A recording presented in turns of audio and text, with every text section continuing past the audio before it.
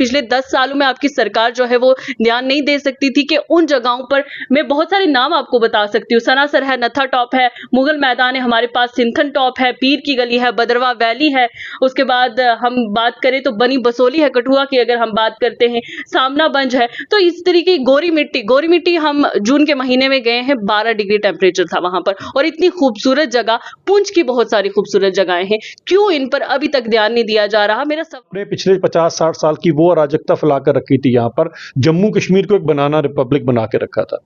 आप कहीं ना कहीं, वो मैं बार बार वर्ड यूज करता हूं तो फिर इनको बड़ी दिक्कत होती है, वो कैकिस्टोक्रेसी और फिर प्लूटोक्रेसी, इन्होंने उसका कॉम्बिनेशन बनाकर यहाँ सरकारें चलाई, जिसका खमियाजा हम लोगों ने भुगता। आप ये कह रहे हैं कि नौकरी देने वाले होने चाहिए, युवाओं को होना चाहिए, तो आप मुझे बताएं कि तो सरकारी नौकरी के लिए फिर कौन बचा अगर सारे उसी तरफ बढ़ जाएंगे? अगर कश्मीर को जम्मू के साथ कंपेयर करके देखते हैं तो कश्मीर तो बहुत ज्यादा एडवांस है। के बगल में जो नापाक मोल के 800 रुपया किलो आटा वहां मिल रहा है और 900 रुपए का लीटर। पाकिस्तान की बात करनी क्यों है? हम इसीलिए बात करें, उसकी बात करनी क्यों है? हमने अपने मुल्क की बात करनी है कि आपने 10 साल अपने लगाए हैं तो क्या किया है आपने? आप अपनी कारकर्दगियां तो गिनाते हैं, लेकिन खामियां भी तो कबूल करें ना। मामा जी ने भांजा जी को नौकरी दी, आपको पता ही होगा, बिना 10 साल में 10 साल से तो भारतीय जनता पार्टी है ना। भारतीय जनता पार्टी के ही दौर में आके बच्चों में फ्रस्ट्रेशन देखी गई, नौजवानों में फ्रस्ट्रेशन देखी गई, एग्जाम्स जो है वो कैंसिल होते रहे, अगर एग्जाम होता भी है उसके बाद स्क्रैप होते गए। ये तो आपके दौर इक़्तिदार में हुआ ना। दफा 370 और 35A की मनसूखी के बाद मरकजी सरकार का बड़ा दावा जम्मू कश्मीर के लिए कि जम्मू कश्मीर में तब्दीलियां जो है वो देखी जा रही हैं। जम्मू कश्मीर के टूरिज्म की अगर बात करते हैं तो बड़ा दावा किया जा रहा है कि इस बार जून के महीने तक जम्मू कश्मीर में 1 करोड़ के करीब जो है टूरिस्ट आए हैं। इस पर बातचीत करने के लिए आज हमारे साथ भारतीय जनता पार्टी के स्पोक्स पर्सन अभिजीत जसरोटिया जी जुड़े हैं। बहुत शुक्रिया अपना वक्त देने के लिए। अभिजीत जी, जानना चाहूंगी कि जम्मू कश्मीर के लिए जो दावा किया जा रहा है मरकजी सरकार की जानिब से, आप कहते हैं कि 1 करोड़ जो टूरिस्ट है अभी तक जून के महीने तक जो है वो जम्मू कश्मीर में आया है, लेकिन ये सिर्फ बात कश्मीर की है। जम्मू में इतनी सारी जगहें हैं, इतनी टूरिस्ट डेस्टिनेशंस हैं, उन पे आज तक हमने कभी नहीं सुना होगा कि बाहर का टूरिस्ट जो है वो जम्मू के जम्मू डिवीजन के किसी जिला में आया होगा। देखिए, मैं बिल्कुल आपकी इस बात से मैं सहमत भी हूं कि आप जो बात बोल रही है बिल्कुल ठीक बोल रहे हो। कहीं ना कहीं ये कैपेथी और इनजस्टिस समझिएगा पुरानी सरकारों का, जो शायद एक ही आंख से देखती थी, उनको शायद एक ही साइड दिखाई देती थी और जम्मू की तरफ कभी उनका ध्यान रहा नहीं। लेकिन अभी सबका साथ सबका विकास के चलते मुझे लगता है कि दोनों एरियाज़ में, ऐसा नहीं है कि भारतीय जनता पार्टी है तो हम केवल एक ही हिस्से की बात करें, हमारे लिए जम्मू भी उतना प्रिय है जितना कश्मीर हमें प्रिय है। और जिस तरह से इंफ्रास्ट्रक्चर ऑफ डेवलप हो रहा है जम्मू के अंदर भी, आपके सामने नए नए जो प्रोजेक्ट्स और नई चीज़ें आपके सामने आ रही हैं, तो वो टूरिज्म के ऊपर तो थ्रस्ट है ही है। क्योंकि जिस तरह से अब ट्रेन अगर आप देखें माता वैष्णो देवी तक डायरेक्ट पहुंच रही है, तो एक प्रॉब्लम तो है ही है कि टूरिस्ट अब डायरेक्टली जो है वो कटरा जाता है। यहाँ पर टूरिस्ट को रोकने के लिए बहुत कुछ करने की ज़रूरत थी। जिस तरह से अगर आप देखें अपग्रेडेशन रघुनाथ बाजार की मार्केट की गई है। उसके अलावा अगर आप देखें तिरुपति बालाजी का टेम्पल, और एक बड़ा ही बहुत भव्य टेम्पल बना है जिसके अंदर अब आहिस्ता आहिस्ता, मैं पिछले दिनों क्योंकि हर फ्राइडे को मैं जाता हूँ अगर जम्मू में हूँ, तो वहाँ पर अभी टूरिस्ट और बाहर के टूरिस्ट भी आना शुरू हो गए हैं। ये काफ़ी कुछ चीज़ें हैं। अगर पत्नी टॉप में देखें तो रोपवे जो बना हुआ है, जिस तरह से गुलमर्ग के अंदर रोपवे है उसी तरह से यहाँ पर बना हुआ, और अभी फर्दर उसकी भी और एक्सटेंशन के लिए बन रहा है। शायद वहाँ से वो पत्नी टॉप से उसको शायद सनासर के लिए कनेक्ट करेंगे। सनासर के अंदर जो टूलिप गार्डन और ये सब चीज़ें जो हैं, ये जम्मू के ऊपर अब थ्रस्ट है।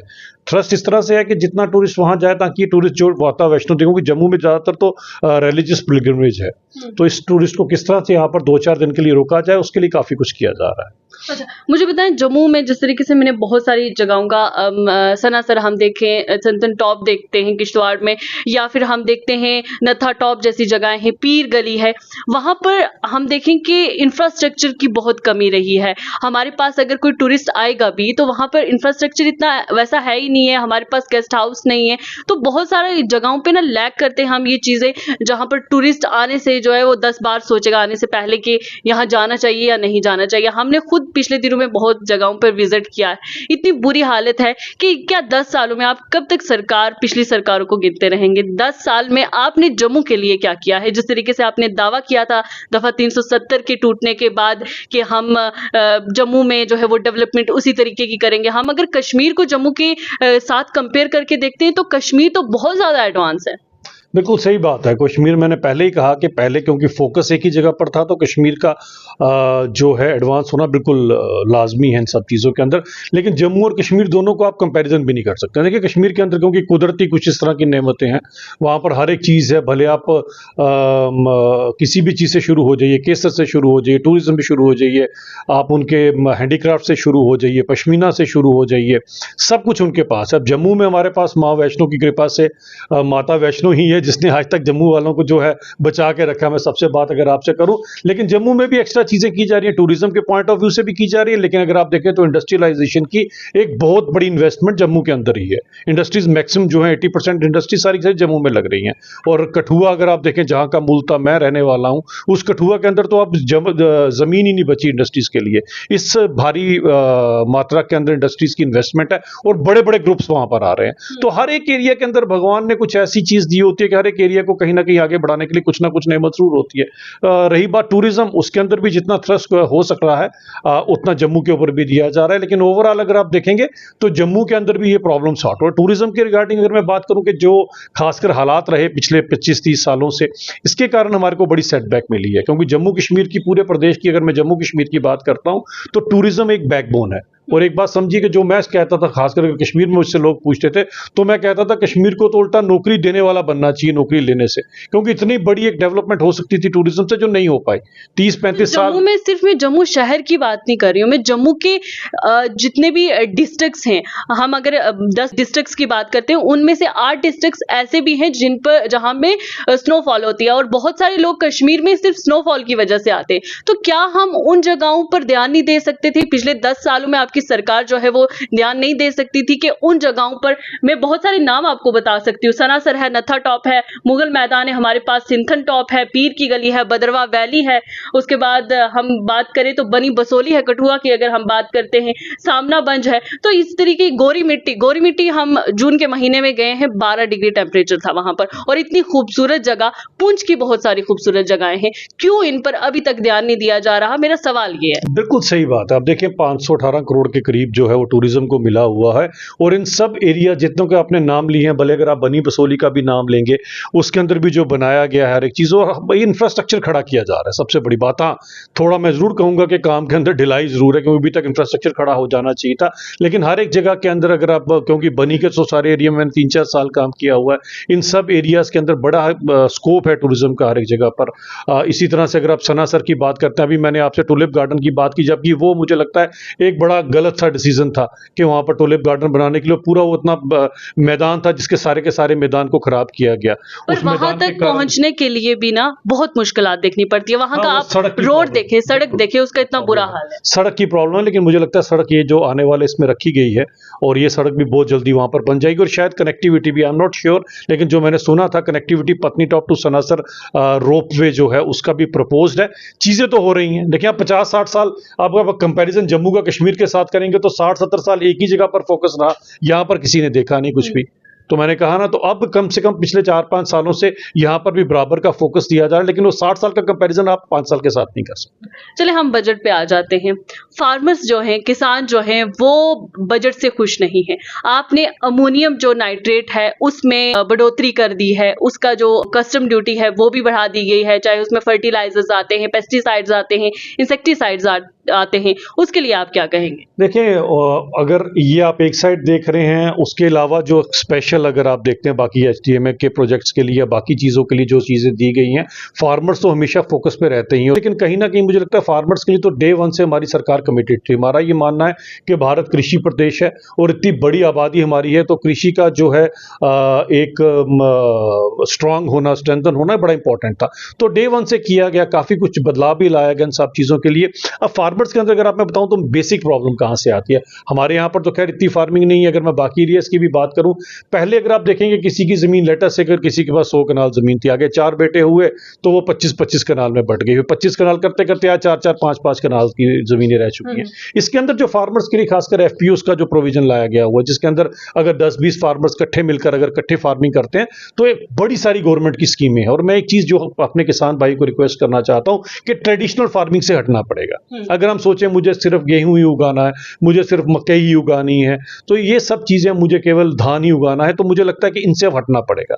जिस एरिया की जो बेस्ट प्रोडक्शन है, अगर आप साउथ में कहीं पर देखें, मुझे उस जगह का नाम तो पता नहीं है, लेकिन उस जगह में एक फार्मर ने काफ़ी देर से तो वो धान ही वहाँ पर उगाता था, लेकिन उसे जब पता लगा मेरी सॉइल बेस्ट सूट करती है चिया सीड्स के लिए, उसने चिया सीड्स में 5 साल में ही करोड़ों रुपया कमा लिया। तो जिस तरह से सॉइल टेस्टिंग लेबोरेटरीज की बात की गई है, आपकी सॉइल आपको बेस्ट क्या दे सकती है, उसके अकॉर्डिंग थोड़ा सा अगर आप अपडेट होंगे इन सब चीज़ों से, मुझे लगता है फार्मिंग को एक नई दिशा दी जा रही है। और हम सारे के सारे फोकस्ड हैं इस बजट में भी, खासकर अगर जम्मू कश्मीर में भी देखें तो फार्मिंग के लिए, हॉर्टिकल्चर की डेवलपमेंट के लिए, हर एक के लिए स्पेशल फोकस दिया गया है। तो मुझे लगता है कि इन चीज़ों से हटकर थोड़ा अगर हम हॉर्टिकल्चर की तरफ भी जाएं, बाकी बागवानी की तरफ अगर हम जाते हैं, तो कई सारे ऐसे फ्रूट्स हैं जो यहाँ पर उग सकते हैं। यहाँ पर अगर मेरे ही यहाँ पर देखें तो अब मैं तो हैरान रह गया, यहाँ कीवी भी लोगों ने उगाना शुरू कर दिया हुआ है।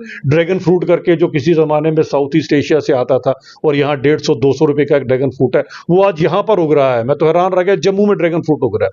तो ये चीज़ें हैं, थोड़ा सा हटना पड़ेगा, पहली चीज़ों से अलग से सोचना पड़ेगा। हम अगर वही ट्रेडिशनल फार्मिंग के ऊपर डिपेंडेंट रहेंगे तो फिर चीज़ें मुश्किल होंगी। अच्छा, एजुकेशन सेक्टर के लिए या हेल्थ इंफ्रास्ट्रक्चर को अच्छा करने के लिए भारतीय जनता पार्टी या मरकजी सरकार ने क्या किया है अभी तक जम्मू कश्मीर की, अगर हम बात करें? देखिए, एजुकेशन की बात जहां तक कहेंगे तो आप देखेंगे, अगर 10 साल पहले अगर आप देखते हैं तो एक यूनिवर्सिटी जम्मू में, एक यूनिवर्सिटी कश्मीर में, इसके अलावा शायद कोई एक आधी यूनिवर्सिटी होगी। आज आप देखें 5 से 6 यूनिवर्सिटी यहाँ पर, इसी तरह से कश्मीर में भी हैं।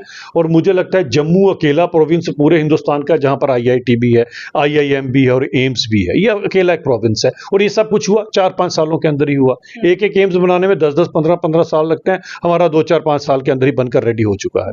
तो मुझे लगता है कि एजुकेशन के पॉइंट ऑफ व्यू से जो है उसके अंदर भी काफी इन्वेस्टमेंट की गई है, काफी कुछ अच्छे से। और हेल्थ इंफ्रास्ट्रक्चर अभी तक यूथ में हम देखें तो कितना एम्स की वजह से जो है वो फायदा हुआ है यूथ में? देखिए, नौकरी तो ऑब्वियसली युवाओं को ही मिलेंगी, इसके अंदर तो मिल ही रही है और कुछ लोगों की हो भी गई है अपॉइंटमेंट उसके अंदर। युवाओं के लिए जहां तक वो बात है, तो मुझे लगता है कि कहीं ना कहीं युवाओं को मैं जो हमेशा अपनी तरफ से कहना चाहता हूं कि जॉब्स लेने से जॉब देने वाले बनना चाहिए। जिस तरह से MSME के अंदर आज आप देखें, युवा खुद ब खुद अपनी जॉब जनरेशन करते हैं, नए नए एवेन्यूज हैं। आपको नए नए सरकार की तरफ से अगर आप कोई नई अगर स्टार्ट करते हैं, स्टार्टअप्स के लिए इतनी सारी मदद की जा रही है।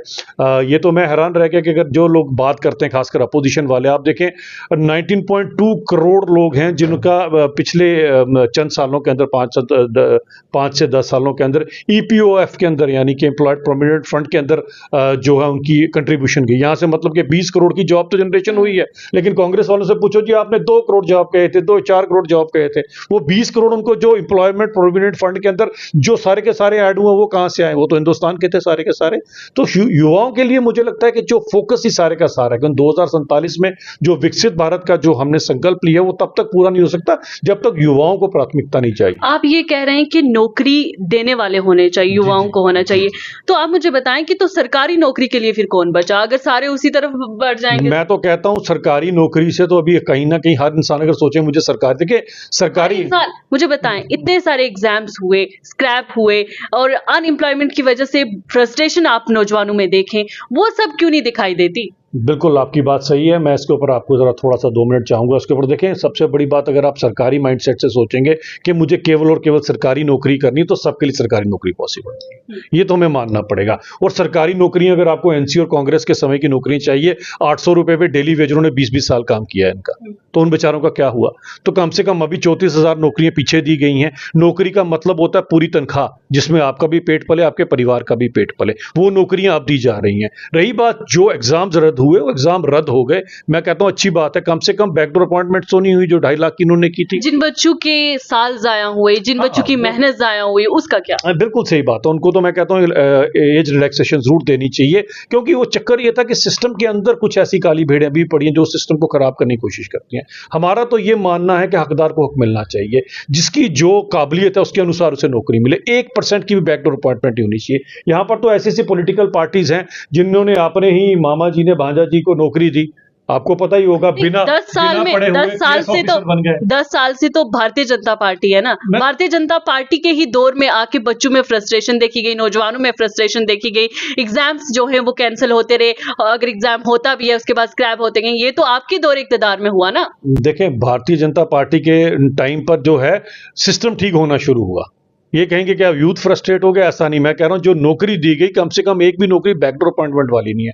आप इतनी 34,000 जो मैंने पहले अभी नौकरी तक कितनी नौकरी नौजवानों को मिली है? जो 34,000 बाहर प्रोटेस्ट कर रहे थे उनका क्या, उनका कहाँ खाता, वो कहाँ खाता खुलेगा? 34,000 नौकरियां दी गई और 8 से 9 लाख वो हैं जिन्होंने अपने स्टार्ट किए, सबके सब जो एमएसएमई के अंडर आए या स्टार्टअप्स के अंडर। ये जम्मू कश्मीर का डाटा जो मैं आपको दे रहा हूं, तो ऐसा नहीं है। सभी के सभी लोगों में आप देखिए कि लोगों ने, युवाओं को अवसर मिल रहे हैं। और सबसे बड़ी बात ये, जिस तरह से इंडस्ट्रियलाइजेशन हो रही है, आज बड़ी बड़ी फैक्ट्रीज, बहुत बड़ी बड़ी फैक्ट्रीज यहां पर लग रही हैं। 500 करोड़, 1200 करोड़, 1800 करोड़ की इन्वेस्टमेंट के बाद फैक्ट्रियां आ रही हैं। तो जम्मू के युवा को बाहर जाने की जरूरत नहीं पड़ेगी। लेकिन चीजों को थोड़ा सा समय जरूर लगता है, वो मैं जरूर मानता हूं। फ्रस्ट्रेशन जरूर होती है युवाओं को, और खासकर युवा जब ओवर एज हो रहा हो तो वो बेचारा, मैं उसकी समझ सकता हूं फ्रस्ट्रेशन। इसके अंदर है थोड़ा लकूना, सिस्टम के अंदर जरूर रहा, कहीं ना कहीं वो चीजें होनी नहीं चाहिए थी जो हुई। तो मुझे लगता है कि ऐसे युवाओं को, जिनको ये खासकर कैंसिलेशन की वजह से जो कहीं ओवर एज हुए हैं, उनको एज रिलैक्सेशन जरूर मिलनी चाहिए, और इसकी प्राथमिकता एलजी एडमिनिस्ट्रेशन को भी देनी चाहिए। अच्छा, मुझे बताएं, महंगाई पे कब बात की जाती है आपकी तरफ से? महंगाई पे तो कहीं पे भी हम देखें, अनएम्प्लॉयमेंट पे तो बहुत कम, अगर कहीं कोई स्टेटमेंट आ जाती है, लेकिन महंगाई पे कभी हमने नहीं देखा कि मरकजी सरकार या भारतीय जनता पार्टी का कोई भी मेंबर हो या कोई भी लीडर हो बात करता हो। महंगाई अरूज पर है, हर चीज जो है उसको आग लगी हुई है, आसमान की जो कीमतें उसके आसमान को छूती हुई नजर आ रही हैं। तो इस पर क्यों कभी बात नहीं की जाती? देखिए, महंगाई को जो आप देखेंगे, महंगाई सिर्फ अगर आप अपना ही कंपैरिजन करेंगे तो अपने आगे पीछे के देशों से कंपैरिजन करेंगे। आपके बगल में जो नापाक मोल के 800 रुपया किलो आटा वहां मिल रहा है, और 900 रुपए का लीटर। पाकिस्तान की बात करनी क्यों है? हम इसीलिए बात करेंगे, उसकी बात करनी क्यों है? हमने अपने मुल्क की बात करनी है कि आपने 10 साल अपने लगाए हैं, तो क्या किया है आपने? आप अपनी कारकर्दगियां तो गिनाते हैं, लेकिन खामियां भी तो कबूल करें ना। मैं बिल्कुल आपके उसी बात के ऊपर आ रहा हूं। आपको शायद यूके का पता होगा कि 2 टमाटरों के बाद तीसरे टमाटर के लिए राशन कार्ड यूज होता है। पूरी दुनिया के अंदर ये सिस्टम महंगाई का चल रहा है, लेकिन हिंदुस्तान के अंदर काफी हद तक महंगाई कंट्रोल्ड है। मैं आपको बताऊं, अगर आप कंपैरिजन देखिए, ये मैं बताऊंगा, यहाँ 80-60 रुपए, और टमाटर तो सीजनल चीज है, इसके अंदर प्रॉब्लम तो रहती है हमेशा। लेकिन मुझे लगता है फिर भी काफी हद तक जो है, इसी देश के अंदर 80 करोड़ लोगों को फ्री राशन भी दिया गया। ये वही देश है जिसके अंदर मुझे लगता है कि 80 करोड़ आप कहते हैं कि लोगों को राशन दिया गया, लेकिन क्या वो लोग जो हम अगर एक देखते हैं, एक बात करते हैं कि 80 करोड़ लोगों को आप राशन तो दे रहे हो, वो राशन पे डिपेंडेंट हो गए, अब वो काम करने के लिए नहीं बचे। आप देखेंगे कि उनको पता है कि ये राशन महीने के बाद हमें इतना मिल जाएगा, उसके बाद क्या करेंगे?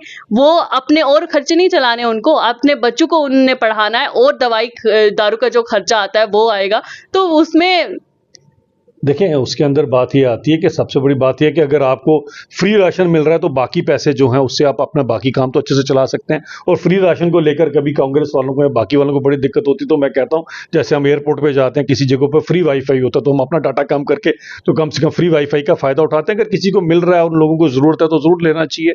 बाकी चीज़ों के अंदर मुझे लगता है जो ईज ऑफ लिविंग है वो सबसे बड़ी चीज़ है। और एक चीज़ जो सबको जानना पड़ेगी कि पिछले इन 10 सालों के अंदर 25 करोड़ लोग हैं जो गरीबी रेखा से उठकर ऊपर आए हैं। तो ये सब कुछ किया गया। आप जब बातें करते हैं इन सब चीज़ों की, तो कम से कम इनका भी 60 साल का रिपोर्ट कार्ड देख लीजिए, और 10 साल का हमारा भी देख लीजिए। जब हमने सरकार संभाली थी 2014 में, तो भारत की जो अर्थव्यवस्था थी, हम 11वें नंबर पर थे, आज हम 5वें नंबर के ऊपर हैं। उस समय देख लीजिए क्या हाल था, पूरी दुनिया ग्रोथ पे थी, भारत डी ग्रोथ पे था। आज हम 7 से 8% की ग्रोथ, जीडीपी की हमारी ग्रोथ है, जबकि यूके और जापानीज कंट्री, जापान वगैरह का सबका कोई 1.2%, 2% या 3% से ऊपर की ग्रोथ नहीं है। सबसे ज्यादा ग्रोथ आज भारत की हो रही है। इन्वेस्टमेंट सबसे ज्यादा लोग भारत को ढूंढ रहे हैं सब चीजों के लिए। ये कैसे हुआ?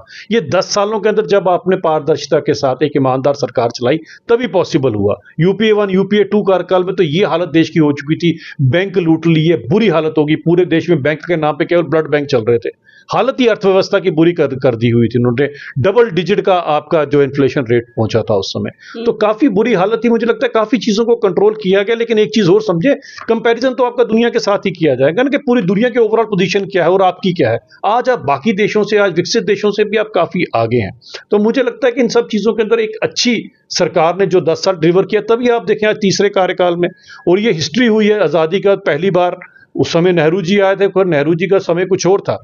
आज इस समय के अंदर, ऐसे दौर के अंदर जब इतने प्रोपोगंडे कांग्रेस जैसी पार्टी करती है, आप पुनः तीसरी बारी सरकार बना देते हैं, तो इसका मतलब यही है कि मैक्सिमम लोग आज भी आपसे सेटिस्फाइड हैं। तभी लोग जो है, क्योंकि सभी जो हमारा 2047 का विकसित भारत का संकल्प है, उसके साथ हर इंसान अपने आप को जुड़ा हुआ दिख रहा है। आज भारत की छवि कैसी बदली आप देखें। आज से 10-15 साल, 20 साल पहले अगर आप बाहर जाते थे, लोग आपको क्या कहते थे? सपेरों का देश। आज आपको क्या कहा जाता है? एक ऐसा देश जो कोरोना की वैक्सीन बना रहा है, एक ऐसा देश जो चंद्रयान लेके चंद्रमा पे पहुंच गया, एक ऐसा देश जो अपनी मदद तो करता है, हाइड्रोक्लोरोक्विनोन से कोरोना काल में दूसरे देशों की मदद करता है। किसी की भी, अगर टर्की के अंदर जो हमारे यहाँ पर हमारे खिलाफ षड्यंत्र बुनता रहता, उनके यहाँ पर जब भूकंप आया तो सबसे पहले भारत पहुंचा उनकी मदद के लिए। मालदीव्स जो आज इस तरह की बातें कर रहा है, जब उनके पास पानी नहीं था पीने के लिए, तो भारत ने उनको पानी दिया। तो भारत वासुदेव कुटुंबकम के चलते ये सरकार जो है पूरी दुनिया को अपना घर समझ के आगे बढ़ रही है। मुझे लगता है काफी अच्छा काम कर रहा है। आपने कहा कि गरीबी रेखा, एक फिगर बताई कि गरीबी रेखा से जो है वो लोग बाहर निकले हैं, ठीक है। वहीं पर अगर हम हंगर इंडेक्स की बात करते हैं, 67 लाख ऐसे लोग हैं जो भूखे सोते हैं। ये कांग्रेस का मैनिपुलेटेड डाटा है। ये कांग्रेस वालों ने मैनिपुलेट किया हुआ डाटा। भारत में संतों महंतों की, ऋषियों मुनियों की धरती है। यहाँ पर मैं नहीं कहूँगा हमसे पहले भी कोई भूखा नहीं सोया हुआ रात के अंदर, ये मैं बताना चाहता हूँ। इससे आगे हम खुद सोचिए, 148 करोड़ की जनता है और शायद 2 या 4% पूरी दुनिया की उतने % की धरती हमारे पास है, फिर भी हमारे देश में कभी कोई भूखा नहीं सोता रात को। यहाँ पर हर जगह पर पूरा है। ये कहना इनका सिर्फ कांग्रेसियों का डाटा है। जिस देश में खुद सोचें 80 करोड़ लोगों को मुफ्त राशन मिल रहा है, वहाँ लोग रात को भूखे सोएंगे। ये इनका खुद का बनाया हुआ मैनिपुलेट किया हुआ डाटा है। अच्छा, कांग्रेस ये भी कहती है कि आपने उनका मैनिफेस्टो चुरा के जो है इस बार का बजट पेश किया है। देखिए, जब देश आजाद हुआ था तो देश का सबसे पहला स्कैम कौन सा था? उसे कहते थे जीप स्कैम। जब पूरी दुनिया, हमारा देश बैलगाड़ी में घूम रहा था, इनके मैं नाम नहीं लेना चाहता, जो प्रथम प्रधानमंत्री जी है वो जीप स्कैम कर रहे थे। वहां से शुरू होकर नेशनल हर्ट केस के ऊपर अभी पार्टी के युवराज और पार्टी की जो रानी साहिबा हैं वो अभी जमानत के ऊपर घूम रही हैं।